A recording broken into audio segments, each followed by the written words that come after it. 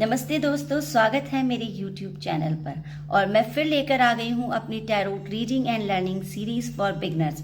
दोस्त, अभी तक हमने बात की थी उनमें वेंट्स के बारे में और कप्स के बारे में। तो मैंने डिटेल जो है कार्ड्स की बताई थी, वेंट्स की और कप्स के कार्ड की। वेंट्स एनर्जी की बात करता है और कप्स लव और इमोशन की बात करता है। तो दोस्तों, आज हम बात करेंगे माइंड गेम ट्रुथ के बारे में।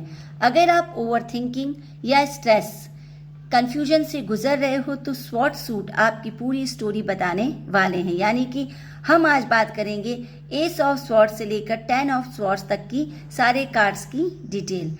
ये एक माइंड का पूरा जर्नी होता है। और दोस्तों, सबसे पहले हम बात कर रहे हैं एस ऑफ स्वॉर्ड्स की।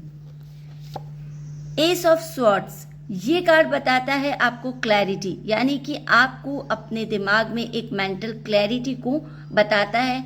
ये बताता है कि आपके सामने सच आने वाला है, आपको एक नई शुरुआत करनी चाहिए, लेकिन ट्रुथ के साथ। ये कार्ड डिसऑनेस्टी को। दोस्तों, हम बात कर रहे हैं 2 ऑफ स्वॉर्ड्स की, यानी कि 2 ऑफ स्वॉर्ड्स हमको बताता है कंफ्यूजन या डिसीजन नहीं लेने वाली कोई स्थिति, दिल और दिमाग का कॉन्फ्लिक्ट, और सच सामने है पर आप एक्सेप्ट नहीं कर पा रहे हो। ये कार्ड बताता है कि आपको डिसीजन लेना है पर आप डिले कर रहे हो, यानी कि डिसीजन जो है वो लेट हो जाता है और आप इस वक्त एक ब्लाइंड फोल्ड मोड में हो, यानी कि ट्रुथ को इग्नोर कर रहे हो। सिचुएशन में क्लैरिटी है पर आप देखना नहीं चाहते हो। इमोशनल ब्लॉकेज, यानी कि फीलिंग्स जो है वो बहुत ही ज्यादा सरप्रेस है।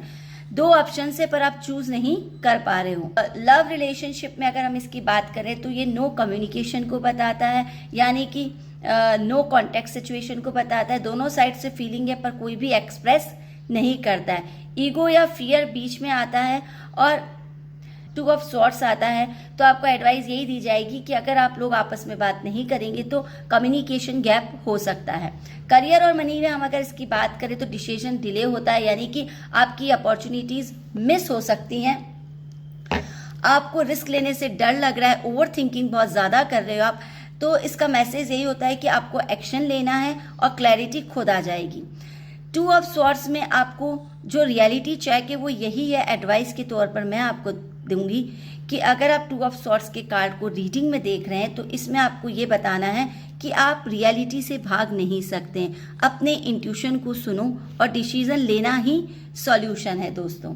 और सबसे बड़ी बात यह कि डिसीजन ना लेना भी एक डिसीजन है और उसका रिजल्ट भी आपको ही भुगतना पड़ता है। इसलिए आप कंफ्यूजन को दूर करो, इंट्यूशन की सुनो और डिसीजन लो। यही इस कार्ड का क्लियर मीनिंग होता है। तो अब हम बात करेंगे 3 ऑफ कप्स की। 3 ऑफ कप्स टैरोट रीडिंग में बताता है दिल टूटना, इमोशनल पेन, बिट्रेयल या डिसअपॉइंटमेंट, सच जो आपको बहुत हर्ट कर रहा है। ये कार्ड जब भी आता है तब बताता है कि आप के हार्ट को रियलिटी एक्सेप्ट करनी ही पड़ेगी, यानी कि हार्ट ब्रेक, ब्रेकअप और थर्ड पार्टी सिचुएशन होती है। ये किसी भी बात या एक्शन से आपको हर्ट हो सकता है। ट्रुथ सामने आएगा जो अभी तक हिडन था, और इमोशनल रिलीज, रोना, पेन आना, ये सब आपको इस कार्ड की रीडिंग में समझ में आता है। साथ ही दोस्तों, अगर हम इसे एग्जाम्पल के तौर पर समझे तो हो सकता है आपके लव में चीटिंग हो, मिसअंडरस्टैंडिंग हो, सेपरेशन हो सकता है, ट्रस्ट आपका जो है वो ब्रेक हो सकता है।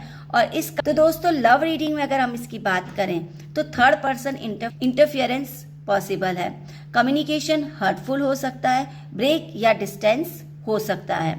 साथ ही यही है कि इसमें भी ट्रुथ को एक्सेप्ट करो, चाहे कितना भी पेन आपको सहना पड़े। करियर और लाइफ में हम बात करेंगे तो डिसअपॉइंटमेंट, यानी कि जॉब, डील या ट्रस्ट या कोई प्रोजेक्ट जो आपको डिसअपॉइंट करेगा।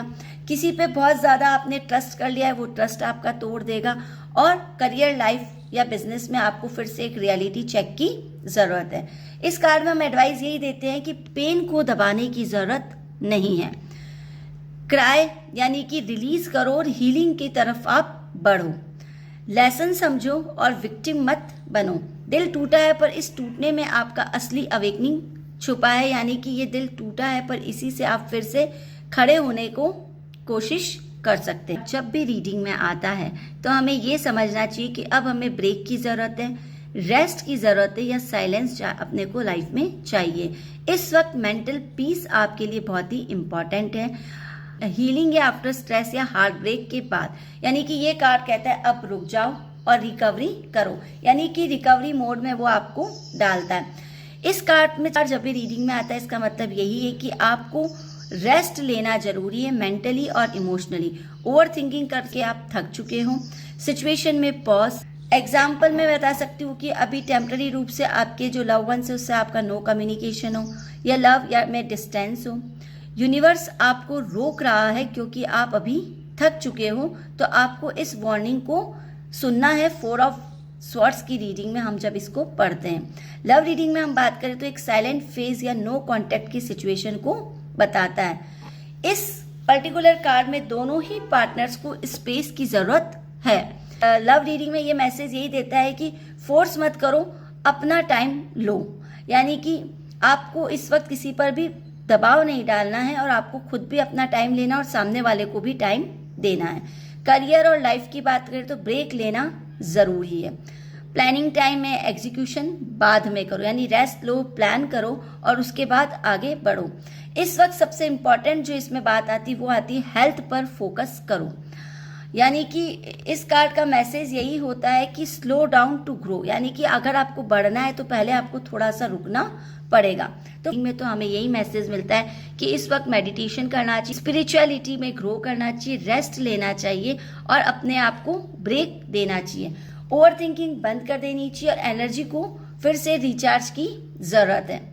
हर बैटल जीतने के लिए कभी कभी रुकना भी जरूरी होता है और ये कार्ड यही मैसेज हमको देता है। अब हम बात करेंगे 5 ऑफ स्वॉर्ड्स की। तो जब हम बात करते हैं 5 ऑफ स्वॉर्ड्स की, तो इसकी एनर्जी बताती है फाइट, आर्ग्यूमेंट और कॉन्फ्लिक्ट को, यानी कि जीत हुई है पर दिल नहीं जीता है। ईगो क्लैशेज और टॉक्सिक एनर्जीज आपके साथ है। ये कार्ड कहता है हर जीत जीत नहीं होती है, यानी कि इस कार्ड की एनर्जी बताती है कि आपका किसी से आर्ग्यूमेंट या फाइट हो सकता है जिससे कि आपको हर्ट हुआ है। किसी ने सेल्फिश या मैनिपुलेटिव बिहेवियर किया है जिससे भी आप हर्ट हुए हो। आप जीत सकते हो पर रिलेशनशिप आप लूज कर सकते हो।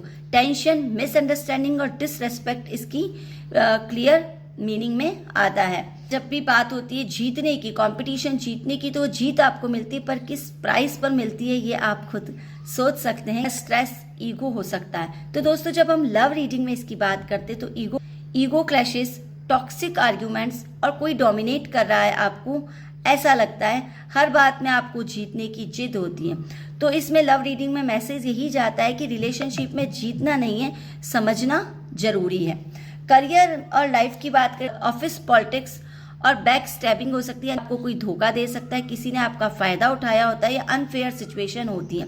तो आपको इसके लिए स्मार्ट बनना है, हर बैटल जीतना जरूरी नहीं है। इस कार्ड की रीडिंग में एडवाइस ये दी जाती है कि ईगो को कंट्रोल करें, टॉक्सिक लोगों से डिस्टेंस बना के रखें और अपनी पीस को जीतने दें, बाकी किसी और चीज को इस वक्त आप अवॉइड कर दें। गलत तरीके से जीती हुई जीत जो है आखिर में हार में ही बदल जाती है, यही इसकी क्लियर लाइन है दोस्तों।